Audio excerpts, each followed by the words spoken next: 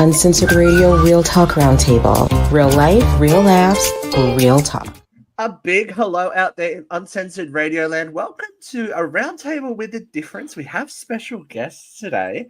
I am the only host. I've kicked everyone else off the roundtable for two very, very special guests because today we are tackling a topic that you may or may not know relates to you or someone you know, because today we're talking about adult ADHD diagnosis. So the Brain Foundation Australia says that 2 to 6% of adults have ADHD, but only 10 to 25% of adults with ADHD receive an accurate diagnosis or adequate treatment.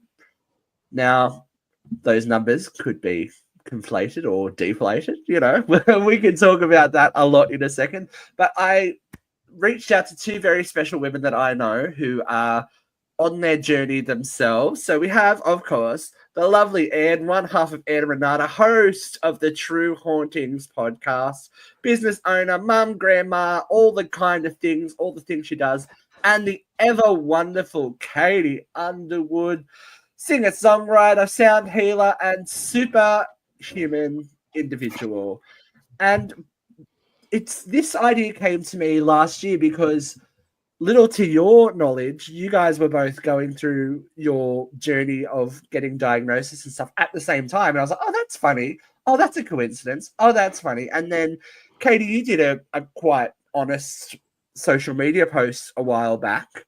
And I went, something we don't really talk about as adults because everyone's so hyper fixated on children with ADHD. And we've got this is what's causing it. And and we don't look at, you know, how it may have affected generations before. And I asked the bigger, I guess, harder questions of the adult world. So my first question for you guys is, what was the reason to start this journey for yourself into getting some kind of diagnosis / help? We'll start with you, Katie, because as I said, your social media post, you're like, I have feelings. I'm like, okay, go, Katie. I was about to go to Anne, but that's fine. You're in. So my initial push to find out more about it was when I noticed one of my children displaying what I thought could be ADHD symptoms, although in the early years it's hard. There's a fine line between just an outgoing, confident, chatty child and one that has ADHD. So over the course of a couple of years, I think probably this started, 7 years ago, I started exploring things that I thought would help without even thinking about diagnoses. So she was starting to struggle to sleep, so I started using weighted blankets. There were other techniques that I used. But fast forward a few more years and I thought, now it's really picking up pace. So although there's lots of info and support on social media, there's also a lot of misinformation on social media. And so I started the journey to discover who can I look to for credible information. And I found this wonderful Australian website and company called My Spirited Child that runs the ADHD conferences all around Australia, and I went to one in Victoria in 2023. And in that conference, they had a psychiatrist, they had a representative from the education system, they had a speech pathologist, occupational therapists, and everyone who spoke on the day also used the phrase having the lived experience. So I got a lot of credible information there. I also got a lot of destigmatizing language there. And by the end of the day, I thought, right, well, 100% one of my children has it, possibly the other. And I was 90% about myself. And from there, I thought, you know what, if I'm going to guide my children through this process, I want to jump through those hoops first.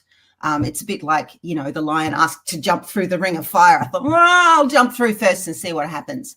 And that process itself took 18 months. Fast forward to now, and we're finally only 2 months away from my children's assessments. So we'll see what comes from that. But that was my initial push, which I think is common for a lot of women my age. In how we discovered we had it is we found it in our kids and then realized, oh, holy, I was totally missed because of A, B, C, D, E, and we'll get to that later, I'm sure. Definitely. Okay, Anne, you're quite similar. Actually, right? Well, I think mine started because Renata was struggling to work with me.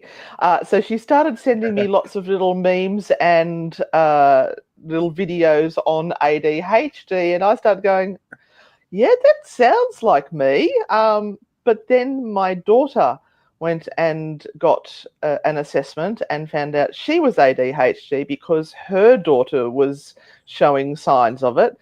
And she's gone, Mum, you need to go and get assessed because it seemed to be coming down in the female line. And I've gone, oh, okay, I'll go get assessed. And I did. And by the end of the first appointment, he said, yeah, you have ADHD. We've still got to go through some more steps here, but yeah, you've definitely got it. So it was this discovery. And then I found I had guilt associated with the fact that I had ADHD and I didn't know about it, and I had children, and then I didn't recognize that in them because for me, that was normal. It's normal. I didn't see it as anything different. I just thought the schools were all fucked and they just didn't know. And I was an ex-school teacher as well. So, yeah, there's all sorts of emotions that went through me once I got that diagnosis. And we will explore that too, because I think a lot of people's reticence and, holding back is the stigma that comes with it. We are all of a certain generation that mental health and, diagnosis of something wrong with yourself and, the way that you function is quite confronting and quite personal and something you don't speak about in public and all that. So also because of this part of it. Yeah. I now have the term disabled. I'm now called disabled. Does that mean I can get a parking permit? No, I don't think so. Sadly, I don't think so. But there is a certain stigma. Do you think that is what holds a lot of adult people back? Stigma and guilt from going, oh, well, it's not like, obviously we're looking at food. There's a whole journey of, what causes ADHD and all that kind of thing. But we're not, you guys have done the brave thing and kind of looked at yourselves and gone, maybe there's something that, that I have passed down to my children. I'll pick up on one of the phrases that, Stephen, that you just casually used, and this is very common, is, this initial feeling, oh, there's something wrong with me. Exactly. It is because it's referred to as disorder. And one of the things I found quite empowering about this conference that I attended is they shifted the language. So, it's not you're something wrong with you or you're able, but you're neurodiverse. In other words, your brain, there's nothing wrong with our brains. It's just that we're wired differently. We perceive different information. We need different stimulus or emotional regulation. And these more positive, destigmatizing phrases, I think, were really helpful.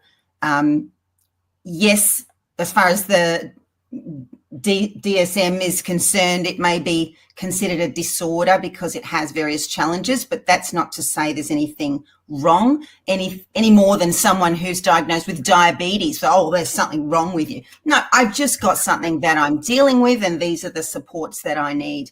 And I think when we start to talk about ADHD, autism, dyslexia, dyspraxia, any other variant of neurodiversity, there's nothing wrong. There's just something different. And these people, these children, these women, these parents need unique, valid supports to be able to move through the world with less masking, anxiety, depression, etc.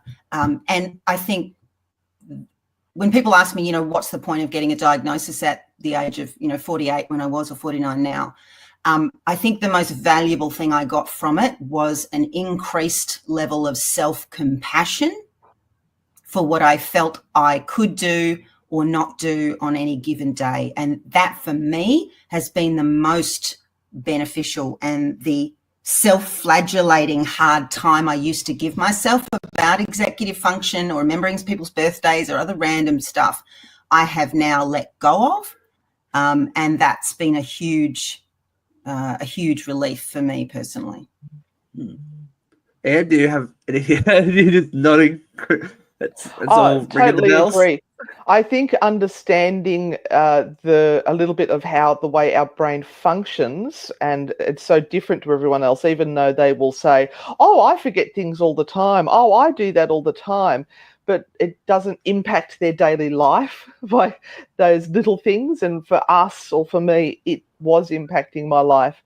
And now that I understand that my brain can't do what other brains do, I am kinder to myself, and I am speaking about it more openly. And I will say to people, I'm sure I'm driving people up the wall, because I'll say to them, no, you need to stop, because I need one thing to do right now. Let me finish doing that thing, then I can go and do something else. But if you pile 3 or 4 things onto me right now, I'm going to shut down and do nothing. So using my voice and telling people what I'm capable of has helped. I'm getting more done, although it's still not enough.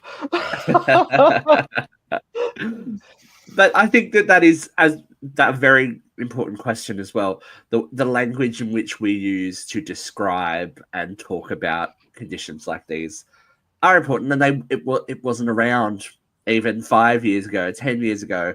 So looking back, you can see, I'm sure, as in your careers and your personal lives, you can see how this has definitely had an effect, right? Before going for a diagnosis of something, you think this is just normal. This is how my life is. Especially for Anne, you've been an actress, you've been a school teacher. You present. Katie, we all know what you've been doing. But you think that it's just part and parcel of the experience, and I'm not dealing with it properly, or I'm dealing with it not as well as the person over there. I'm not enough is what it normally manifested as. Yeah, exactly. Like, does it like shed a light on the past as well and go, oh my God, I understand why A, B, and C led to this? Because with a diagnosis of going, oh, okay, my brain works differently. This is why I couldn't do X and Z.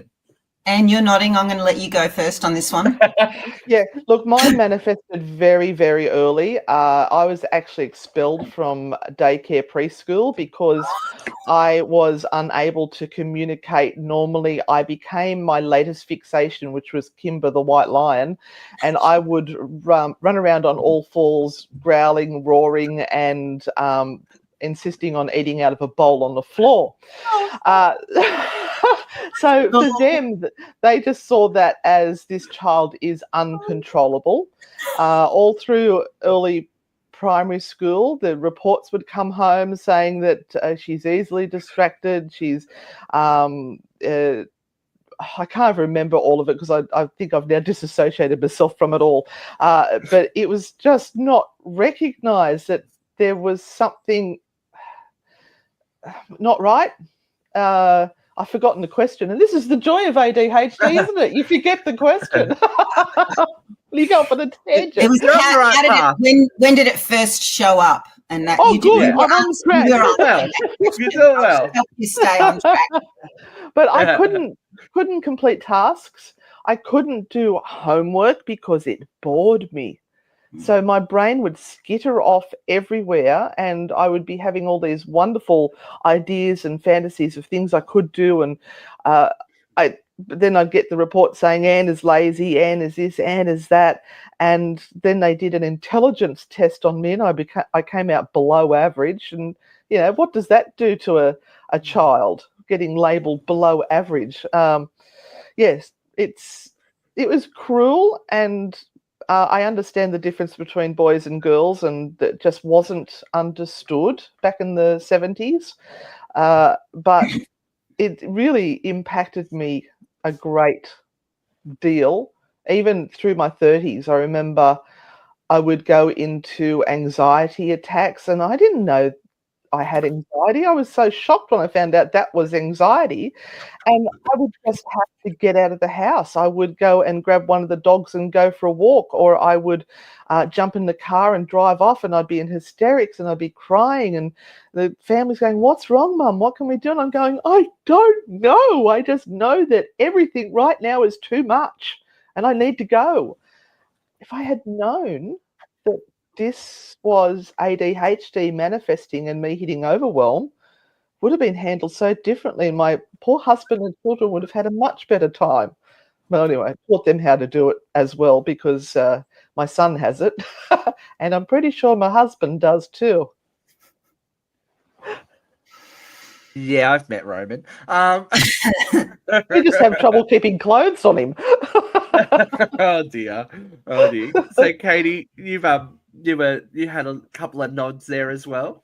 Yeah, and I've just realised, so I don't forget the thoughts that I'm having along the way, I've just gotten out a pen and paper so I can write them down as we go.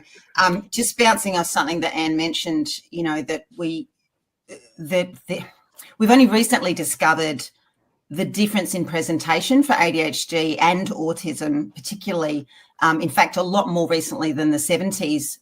The psychiatry professor that spoke at the ADHD conference in 2023 mentioned that he started ADPA, which was the ADHD Professionals Association, only 8 years ago, and that is only when they started revealing or beginning studies into the presentation in girls and women, because like most things in modern medicine, generally speaking, historically, only men and boys were studied. We won't go into the why of that, but that's how it was. And so even he said in his 40-year career as a psychiatrist that it was only 8 years ago that things started to shift, new information started to come to light. And as he said, and I quote, "We just didn't know what we didn't know." So, yeah, but back to the question, how did it show up for me? So I was also very outgoing, but not necessarily hyperactive, but I believe, very bright and socially adept. So I started primary school at 4, but still sailed through school until about year 11, and my straight A average slipped to a B, which to most people was normal, but at the time to me that was quite devastating. But I still managed by some miracle to get into uni. But that's when everything hit, because at university there is no structure, there's no monitoring, executive function, you've either got it or you don't. And for those who are not familiar with that term, it's the ability to self-organise, stay motivated and prioritise tasks. And when you're studying a maths and computer science degree, or any degree really, my parents had already moved to Melbourne. I had no family supports around me. I just crashed and burned. But it took me 3 years to figure out that it wasn't working. And I finally rang my parents in tears one night after being 3.25 years into my 3-year degree, and said, "I can't do this. I'm failing.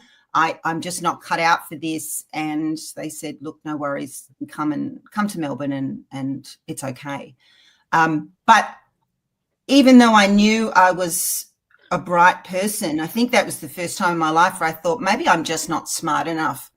And, similarly to Anne, being given some bogus IQ score, which then impacts your self-esteem. So many kids get given these messages, either overtly or covertly, that, you're too this, you're too that, you're not enough of this, you're not enough of that. And over the years, it has a huge impact on your sense of self-worth and self-esteem. So now I think one of the reasons I was really motivated to get my children assessed is that one of my kids wants to follow an academic pathway. She wants to be a child psychologist. So we know that means uni, and I know that's going to mean huge challenges. And although she's doing okay now in year 8, I'm fairly certain that the symptoms and the executive function issues are going to show up. So my plan was, let me get ahead of that for her so that when it becomes hard, that she doesn't go through what I went through and go, well, I'm not good enough, I'm not smart enough, I can't do this, but rather, okay, I'm struggling with this particular process. What techniques can I use? What strategies do I need? Or possibly even, do we need to look at medications? But for me personally, I want to try with my kids to manage them with compassionate language, with management strategies. And then if, medication is implied or required for either of them, then we'll look at that. But I can say that I chose the medication pathway and I've been on that for a year and it's been a game changer. It's not for everyone. I also have friends that have tried it and it hasn't worked out for them. So like any health issue, it's up to each person to figure out what's right for them. But yeah, all my options are open. But yeah, it didn't hit me till uni. Yeah. And then life took over, and then I became a fucking pop star, and then everything was weird after that. So and then being a weirdo is celebrated. Right? It's fine. And talk about novelty. I mean, God, if you want to be in a career where you're never bored, try being a pop star for a hot minute. That's enough to keep you hyperstimulated or overstimulated. So I don't think it's any kind of coincidence either that both of you have jobs and careers that require some, out of the box brain work thinking. Like it's the similarities are very, very interesting. But I want to we brushed up against medication here, and Anne always says, you can tell I haven't had my pill today. This is so for those, and it's always going to be the case. People just don't understand. So can you take us through a day without medication and what that is like, as opposed to when you have that? I've seen Anne without it. So you can start, Anne. You have very firmly, and I will give you this credit, once you got your diagnosis, and even when you were getting your diagnosis, you were very clear about, no, we have to stop. This is overstimulating. We need to get this done so I can do this. X, Y, and Z all led to each other. So for people that aren't on the journey or don't understand, give us a little insight, as best you can. Well, basically, if I don't take my Vyvanse, and I almost didn't today because I thought I'd just let you see me in my natural environment, is that I will jump and skitter between so many different activities. I actually put a little video up of myself on one of the days I couldn't remember whether I'd taken my tablet, and I now have them in a day pack to make sure I can work out whether I've taken them. But I went out to the kitchen to get a glass of water, and then I noticed that the dishwasher hadn't been unpacked. So I went to unpack the dishwasher. I took a glass out, I put it up into the cupboard, and I looked at the cupboard and thought, those glasses really need to be sorted out. I should go and get a box and get rid of some of those. So I walk up to the front door to go and get a box, and I'll stand there and go, what was I up here for? Oh, I haven't posted that mail yet. I really need to post that mail. So I'll grab the mail and I'll come back down to the office, and I'll look at the office and go, oh my God, I haven't done the True Hauntings podcast. It is due on tomorrow. Oh my God, I've got to sit down and do this now. Oh God, I'm thirsty. I need to go and get a drink of water. And I'll head back out to the kitchen and go, oh shit, I was meant to be doing that. And this will go on throughout the day, and I can barely get anything done. At the end of the day, I'm in tears, frustrated, anxious. The smallest thing will tip me over the edge, and I will be crying and shut down. And then I will sit down on my phone and I will game. And the what do you call it, Candy Crush or whatever it is, the patterns of the colours and things just calm my mind down. So if you ever see me on Candy Crush or something like that doing that, I'm in an anxious state, and that's what is my little bit of a dopamine fix. So I feel like I'm exhausted at the end of the day because I have been skittering between so many things but got nothing done. And I'm still thirsty. She's still dehydrated. Katie, have you got some stuff, some colours to add there? Yeah. So one of the other factors here for women of our age, I'm just going to assume, Anne, you're in a similar vintage as me, is that hormonal changes in women have a massive impact on how our symptoms present. So the teenage years is often where it can show up in girls, but again in women in the perimenopause or menopausal years. So as hormones shift, our ability to self-regulate or to hold that mask up that we always have starts to slip, or perhaps the regular strategies we've used to self-soothe aren't working anymore. ADHD, autism, all of those neurospicy things are on a spectrum. So everyone's presentation of ADHD is different. So even though Anne and I are similar age and same gender, it's going to present differently. But I absolutely resonate with, in the few years prior to even seeking out my diagnosis or knowing that I needed one, I found on any given day I was either legitimately physically and mentally hyperactive and whizzing through. See, my issue was I was very good at doing 10 things at the same time. And so I'd be doing my washing, I'd be doing the gardening, I'd be answering emails, I'd be colouring my hair, I'd be planning out an entire year's worth of work, and scrubbing the grouting tiles in the kitchen, like all at the same time. Often for months on end.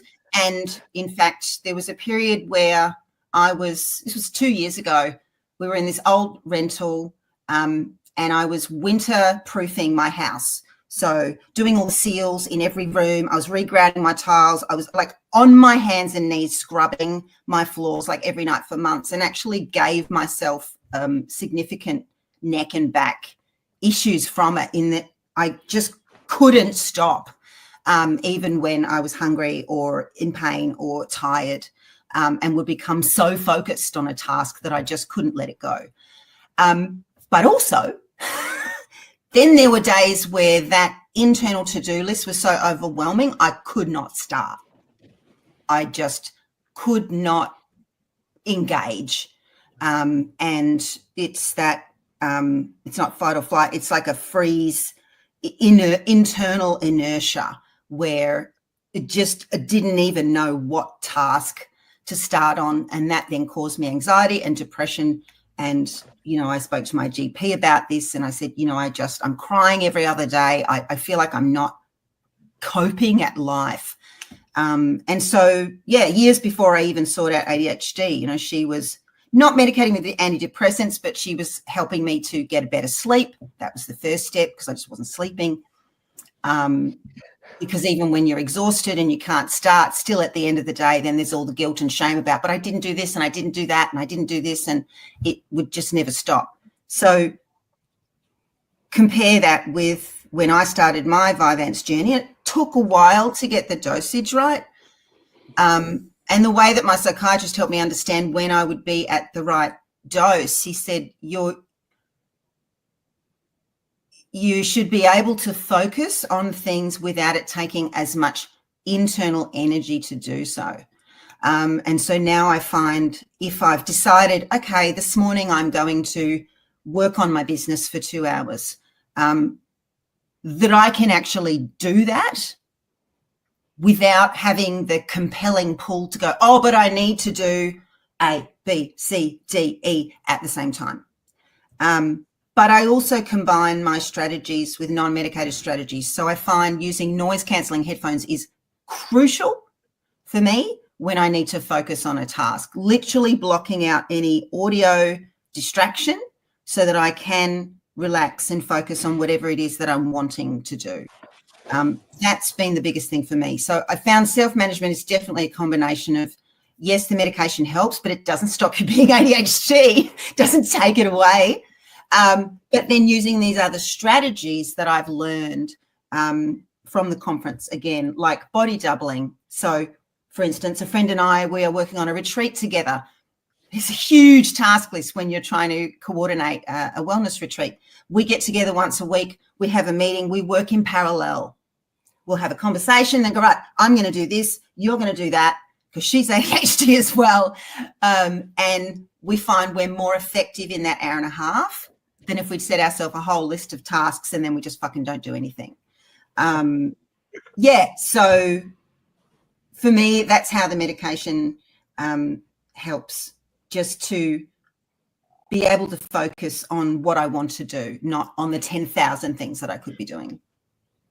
Awesome. I found also with the medication and parents who have not been diagnosed, but their children have been diagnosed, that, and look, I know I'm speaking very generally and I shouldn't, but there was a case very recently that I witnessed myself where the child that started medication was a boy, went from this wild child in class that would be throwing chairs to very quiet and still. And the parents freaked out, thinking they've killed my child's brain. He's the joy and the life and the sparkle aren't there anymore. They're dead in their eyes. And I don't think, because they've not been on this journey themselves, that they didn't understand that child had finally found the quiet place where those voices aren't overlapping each other of all the stuff that you need to be doing. And they took their child off the medication because they were worried it had killed, because that's such a common thing you hear in the community. Oh, it's killed my child's creativity. And the child actually cried because they took those moments of peace away, which they had been craving. And I think they finally got it then. So it's understanding how that medication works. It's not that it's killing the creativity. It's stilling the instructions in your brain that constantly, when that medication is not in, I can feel it when it starts to wear off, because I'll have all these layers of my own voice, not voices telling me to go do weird things, my own voice telling me, you need to do this, you need to do that, and then it crashes back down. You can actually feel it when you come out of it. And thanks, Anne. That validates my reasoning to why I wanted to go through the whole journey myself first, for the diagnostic journey, the social awareness journey, the grief and shame and guilt journey, and then also really understand firsthand how the medication would change or not change me. Yeah. And, medication doesn't change a person, but it can make us more able to be with ourselves. But like any medication, I also know it takes a while to get the dosage right. So, initially when I started, I was on a very low dose of Vyvanse as well, and it sort of helped and I felt a bit chilled, but yet I didn't quite have the impetus to take action. And then I went on a high dose, and then I felt guilty because it felt like I was on speed, and I'm like, oh shit, is this that, sort of pleasure-seeking old addict version of myself that's kicking in? And I remember being in my psychiatrist's office crying, and I said, I went to the 3 and I tried that, and then I felt like it was this, and then I felt guilty, and I'm like crying in his office, and he said to me, Katie, it's not supposed to be that hard. Life isn't supposed to feel this hard. Yeah. If on that dose you felt good and you were able to do things, it's okay. And that was massive. So from there, he guided me to sit on that new dosage, and when it levels off, then I settled into a workable pattern. But also when people first start medication, I've had another friend report, they started it, and the first few days is really over the top. And it does take at least a few days, if not a week or two, to settle into it. So the initial feeling of how it starts is often not where it's going to land. It's like a healthy tolerance each person has to settle into. So like all medications, it takes a while to figure it out. Everyone's going to be different. But the wonderful thing about the variety of medications that are available. There are stimulant and non-stimulant versions. And as a parent now, we know, if we're well informed, there are all different types of things we can trial and find that right fit for our child or ourselves, whatever that is. But definitely understanding how we present externally, like, oh, now they're not talking as much as they used to. There's something wrong with them now, rather than going, yeah, this child is getting some peace of mind and doesn't have 1,000 thoughts going on, and that's such a relief. So I think it's really just about keeping those lines of communication open. I think perhaps it's a little difficult if the child is very young to get an articulate response. For me, I'm fortunate. My kids are both 13. So if and when we explore that pathway, if it looks like that's the way they want to go, I feel like I can have some really good conversations with them about, okay, well, what's better, what's worse, and, stay in regular contact with them about what's happening. But I do have one of my children has already said, even before they've been diagnosed, if there's a medication I can take that will make things easier, I would like to discuss that. And I'm like, okay, one step at a time. But yeah, okay. You actually reminded me of one of the things that made me realise that I had to go and talk to the doctor about the ADHD was I started on some weight loss medication, which is Duramine, which is speed. 100%. I did exactly the same thing. And I took the tablet and I fell asleep on the lounge. Oh. I relaxed and I just went, oh, I feel so calm. This is so nice. And I went, hang on. People say this is supposed to make you jittery. And I went, oh. I honestly, it was, and I have not disclosed it before, that was actually the precursor to looking at diagnosis. I went, there was 5 kilos. I just was stubbornly not moving for the last 5 years. And I thought, fuck this, I'm going to just, excuse my language. I've already said it. Katie, you're forgetting where you are, Katie. You're forgetting where you are. That's fine. And then, when I took it, it didn't make me sedated, but it gave me mental clarity. And I was like, ooh, pretty sure this is not how most people get. It was internal mental calm, because I am quite not hyperactive, but I'm active. You're peppy. Yeah. And then I was on that for about a year and I thought, okay, I know I'm not supposed to be on that medication long term. It's only supposed to be used, I think, kind of short term. And then I opened the conversation with my GP, and then she informed me, she said, well, yeah, I can prescribe it, but you need to see a psychiatrist initially. And so that was the long journey to figuring that pathway out. But yeah, I'd even forgotten about that, Anne. So thank you for reminding me about that. But we also all self-medicate as well leading up to that. I know that I was using modafinil to try, and that would give me some clarity and focus. And I decided when I went to the doctor, I would be honest about the fact that I'm taking this stuff. And I know Renata uses coffee, and I said, I've been taking this to give me these moments of clarity so I can focus on what I'm doing. They said, that's really interesting because we're trialing that as a drug for ADHD. Yeah, I used to drink, 4 to 6 cups of coffee a day. Now I just have 1, maybe 2 at most. Yeah, me too. Because I don't want to be overstimulated or over dehydrated. I don't need that anymore.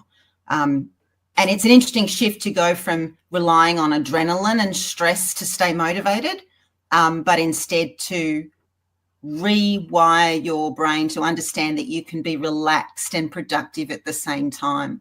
And there's a lot of steps, I suppose, to mastering that.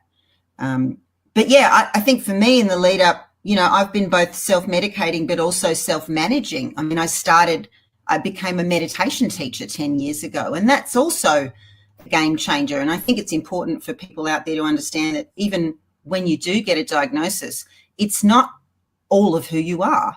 It doesn't define who you are. It's a big part of it.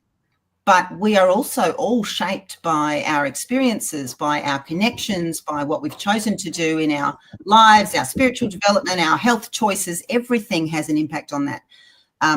So I'd already started to understand that learning to calm my mind on a regular basis was going to help me function better.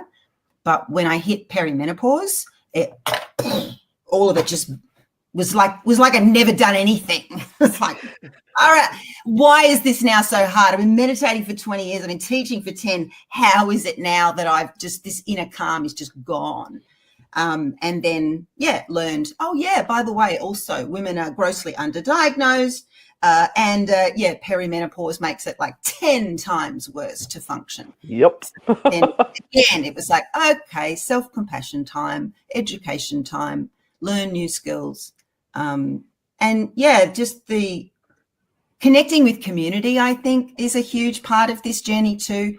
Knowing that you're not alone, having conversations with your other neurospicy friends, having conversations with your neurotypical friends about, hey, I'm not being a bitch. I'm not ignoring you. I don't forget your birthday because I don't love you. These are just things that happen because this is how I am. And learning to articulate what you are and are not capable of in any given moment, I think, creates more understanding rather than people kind of taking things the wrong way. Sorry, No, it was you guys were great. You covered the parts that I wanted to cover. I'm like, I knew this was gonna be easy show. Like for me, I'll just sit back and let them go. Yeah, just press play. You've mentioned a couple of times, Katie, the importance of compassion, and I think especially when you are in your, later, not late, that sounds very dramatic, later stages of life, but as an adult, wiser stages of life, crone years. You can go for that, Dave, but I'm going wise. Yes. I think it is hard for when you are an adult, card carrying adult, and you have been an adult for years. It is hard to look at yourself and have compassion for not learning things earlier. And I think you two are a prime example of being able to give yourself some grace from learning that, this is why.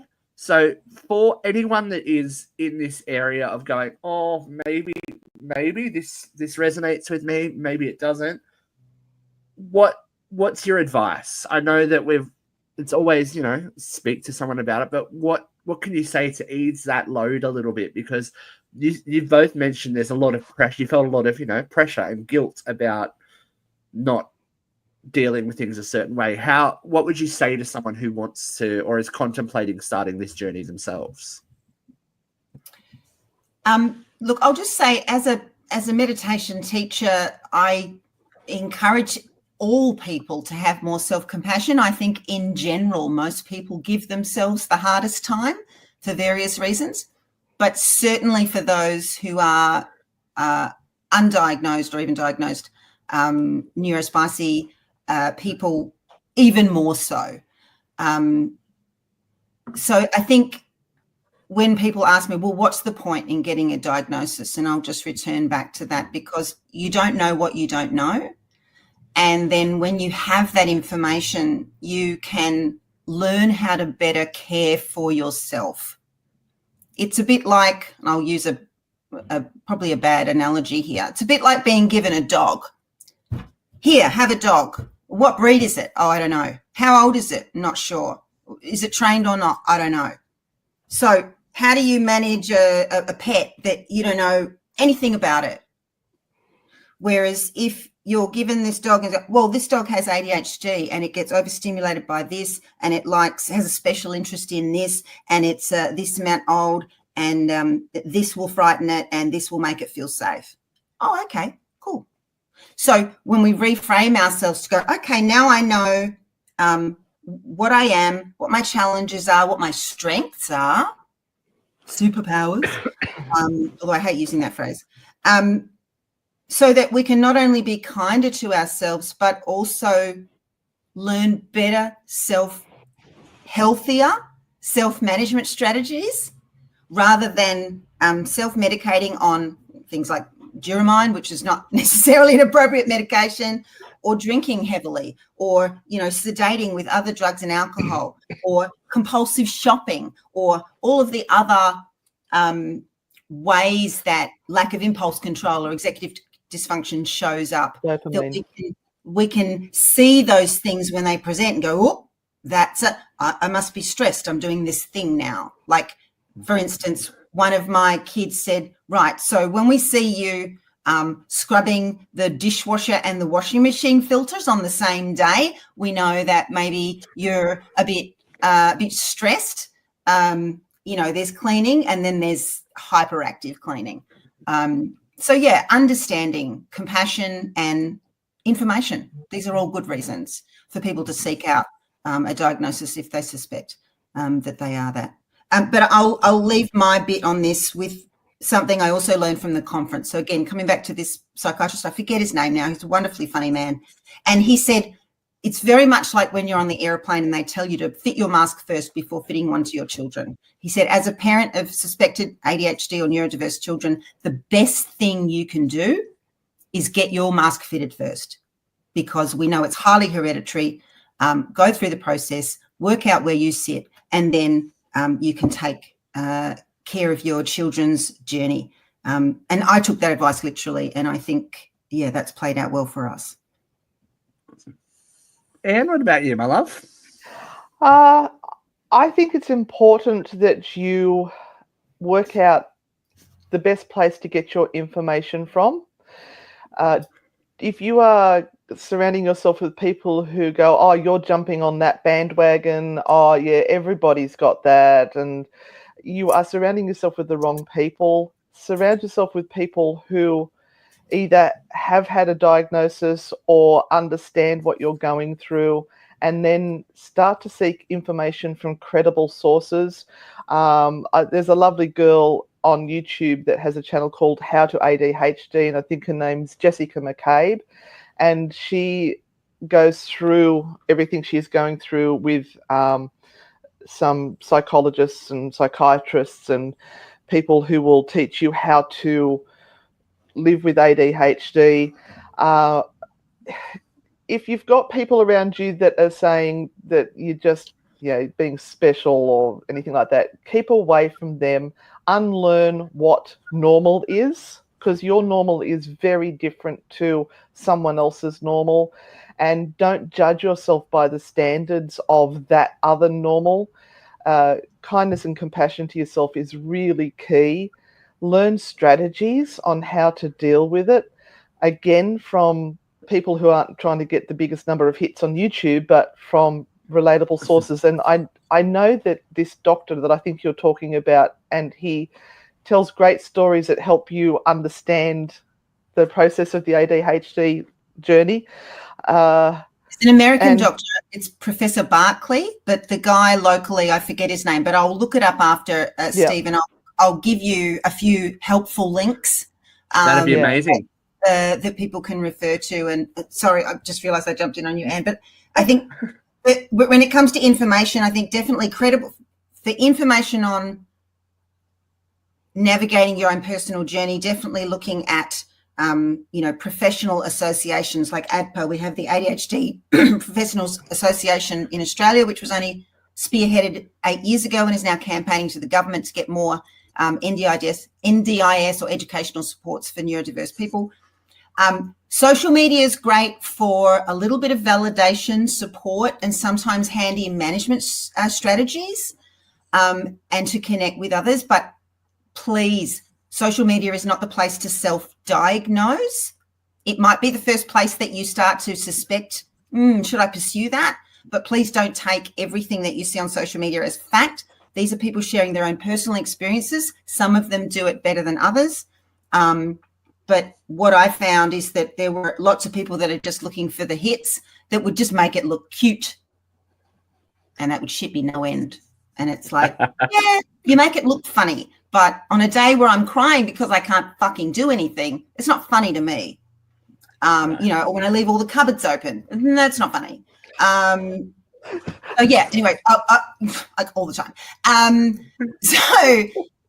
Back to what I wanted to say. I'll definitely give you some links afterwards, Steve, and then hopefully you can put this up, edit it somewhere We neatly. definitely will.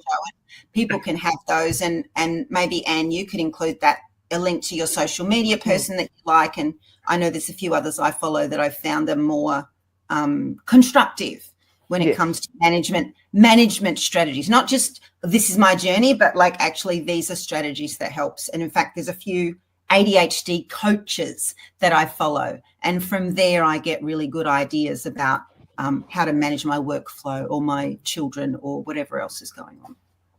Yeah.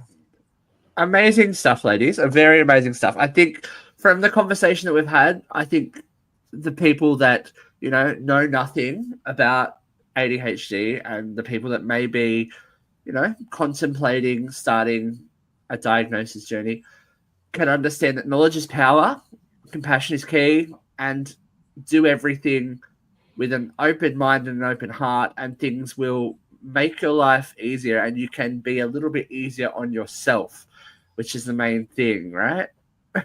Can I just say one last thing? You can say as much as you like. So I know we've kind of been speaking mostly to either the already diagnosed or pre-diagnosed neurospicy people, but I want to just say something to those that are neurotypical and things not to say to your friend when they share with you that they either suspect they are ADHD or autistic or both. Please don't say, oh, I think everyone has a little bit of ADHD. Please don't say, have you tried exercising, changing your diet, sleeping more, a to-do list, a planner? Can you please just assume that everything you think you know about autism and ADHD, particularly in women and girls, is wrong?